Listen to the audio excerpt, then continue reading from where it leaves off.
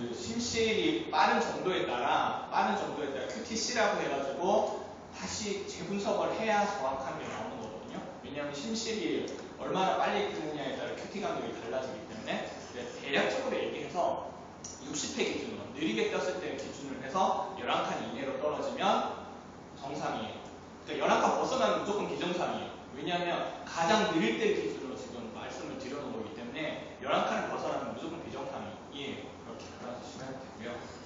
자, 아주 중요해요. 여기서 요 의미, 지금 아주 가장 중요한 의미 두 가지를 제가 따로 빼놔가지고 따로 지금 설명을 드릴 건데요. 이 두 가지의 시그널의 의미만 잘 이해해 주시면 부정맥 해석하는데 두려움 없이 잘 하실 수 있을 거예요. 정말 중요해요. 정말. 그래서 따로 빼내서 지금 설명을 드리는 거거든요. 자, QRS가 넓다는 것의 의미는 뭐냐면 뒤에서 볼게요.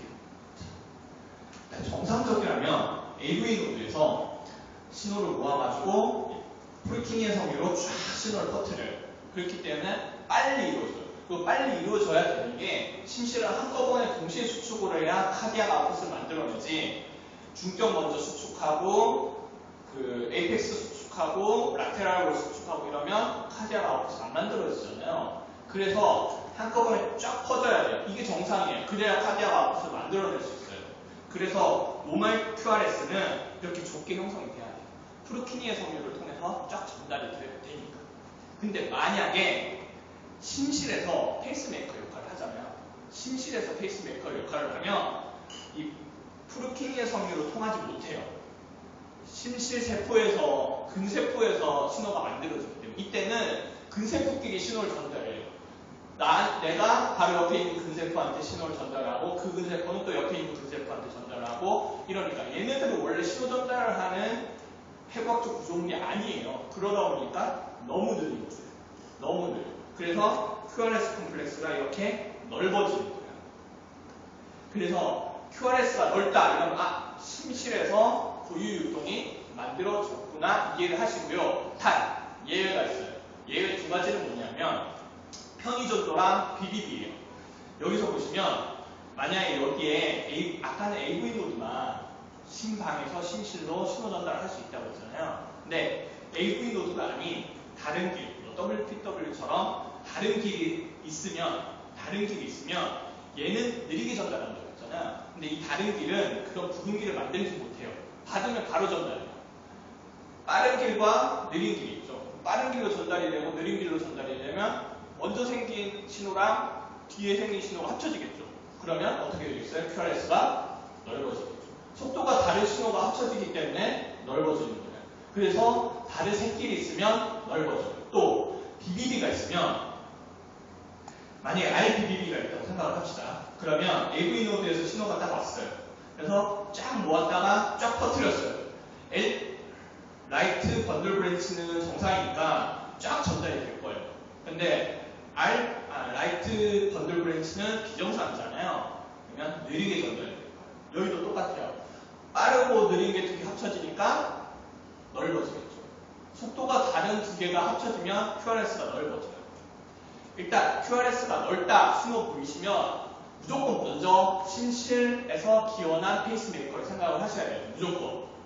근데 혹시 예외로 편의전도나 번들 브랜치 블락이 있지만 확인을 하시면 돼요. 그리고 실제적으로 임상에서도 넓어진 QRS는 80% 이상에서 심실 기원이에요. 그리고 심실이 아니더라도 심실 기원 율동은 상당히 위험한 신호예요. 근데 상심실 기원의 율동은 그래도 그나마 조금 판단할 여유를 가져도 상관이 없대요. 책에 나왔어요. 그렇기 때문에 헷갈린다 싶으면 일단 심실 기원으로 생각을 하시고 접근을 하시는 게 맞고요. 임상에서도. 그렇기 때문에 일단 QRS가 넓다 하면 심실로 생각을 하시고요. 혹시 편의전도나 BBB가 있는지만 체크를 하시면 됩니다. 아주 중요한 내용이에요. 그리고 irregularly 이 의미도 아주 중요해요. 외우셨잖아요. irregular 심방세도. 외우셨으면 뒤에 못 풀어요. 왜냐하면 irregular한 게 심방세도만 있는 게 아니에요. 일레귤라의 의미는 조율이 여러 군데서 이루어지고 있는 거예요.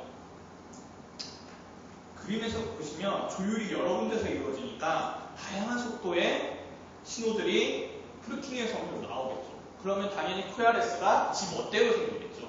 그래서 일레귤라인 거예요.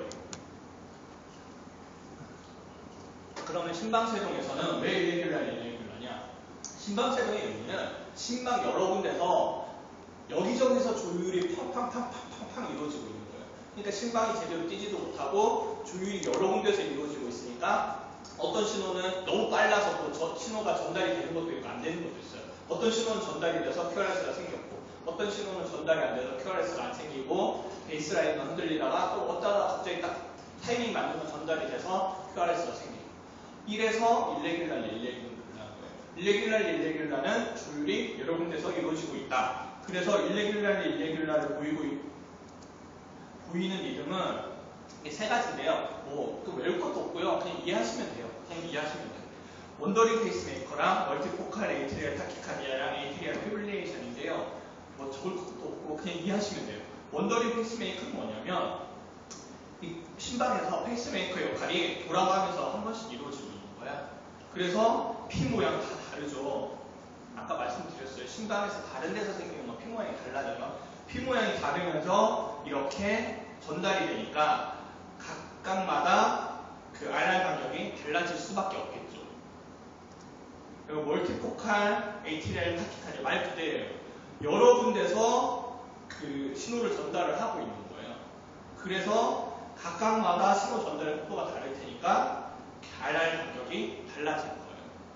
심실세동은 이거보다 더 많이 아예 이제 P를 구별을 할 수가 없는 멀티포칼 ATAR 타키카디아는 P웨이브를 구별을 할 수가 있어요. 어느 P웨이브에서 QRS가 생겼는지 구별을 할 수가 있는 거고요. ATDR 피브릴레이션은 더 심해져서 구별을 못하는 그러니까 한마디로 그 원더링 페이스메이커나 그 멀티포칼 타키카디아나 ATDR 피브릴레이션은 같은 성상에 있는 질환이에요. 근데 너무 심해진 게 ATDR 피브릴레이션이고요. 그거보다 조금 덜해서 그 P웨이브를 구별할 수 있는 게 멀티포칼 타키카디아고요. 그거보다 조금 덜 심해서 멀티포칼 타키카디아는 빈맥을 이루지만 원더링 페이스메이커는 빈맥을 이루지 않나요? 조금씩 생기는 거기 때문에.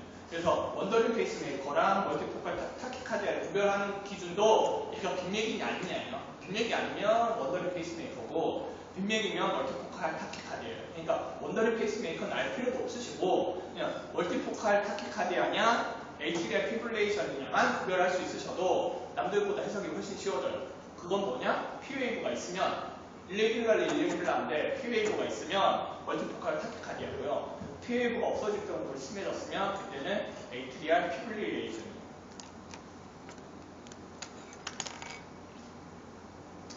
QRS 뭐냐? 일레귤라냐? 이 두 가지는 꼭 반드시 외워주셔야 합니다. 그러면 부정맥이 왜 문제가 됩니까? 제가 첫 시간에 말씀드렸던 그 기준은 절대 바뀌지 않아요. 중요 조직의 산소 공급. 그래서 카디악 아웃풋을 유지를 해야 된다. 부정맥이 문제되는 것도 그 이유 때문이에요. 자, 빈맥이 되면 100회 이상이 넘어가면 벤트리클이 이완하는 시간이 모자라요. 그러면 혈액이 안 차겠죠. 그러면 짜줘봤자 아무리 빨리 짜줘봤자 조금씩밖에 짜줄 수밖에 없기 때문에 헐트레이트가 공식 아시죠?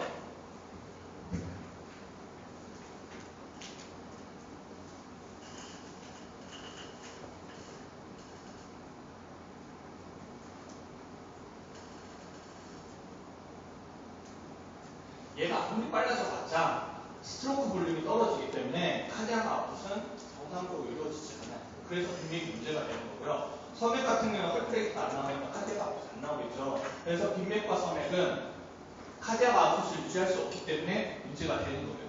그리고 빈맥도 섬액도 아닌데 부정맥으로 나오는 것도 있어요. 이건 왜 문제가 되냐면 P와 QRS 관계가 제대로 맞아떨어지지 않기 때문이에요.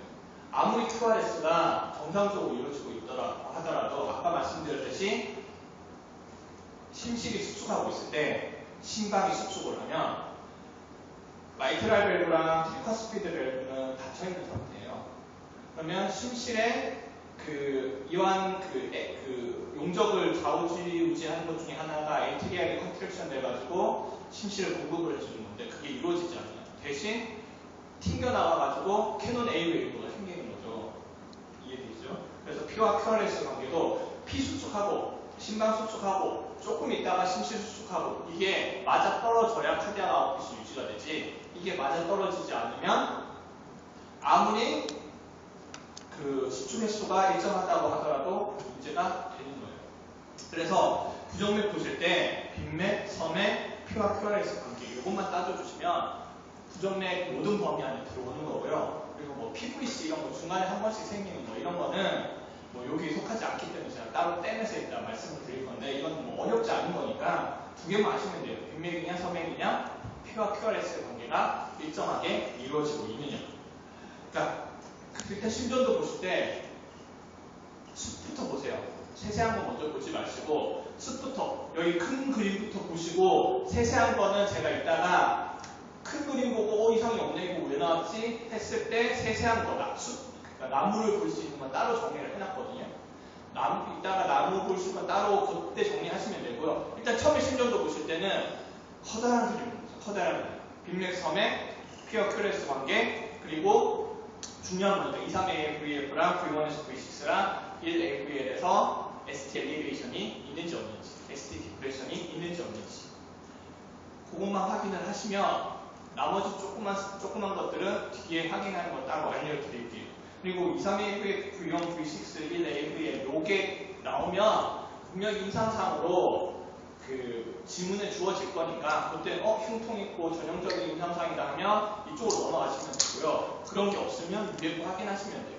그럴 수밖에 없는 게 심근경색 진단하는 기준은 ST 엘리베이션만 있다고 심근경색 진단할 수 있는 게 아니에요. 심근경색 진단 기준은 ST 엘리베이션 있고 임상상이 맞아떨어지고 카디악 마커가 림이 있게 정도 증가해요. 이 세 가지 중에 두 가지 이상 있을 때 심근경색을 진단을 하는 거거든요. 그렇기 때문에 심근경색 문제 나오면 무조건 거기에 카디악 마커나 아니면 임상상이 주어져요. 그때는 ST 엘리베이션을 기준으로 보시면 되고요. 그게 아닌 부정맥 문제면 위에 것만 따져주시면 돼요. 자, 섬액 문제인데요. 일단 여기서부터는 바뀌니까 10분만 쉬었다가 다시 하도록 할 거고요. 혹시 그 필기 못하신 분은 쉬는 시간에 와가지고 보시고 쓰시면 돼요. 10분만 쉴게요.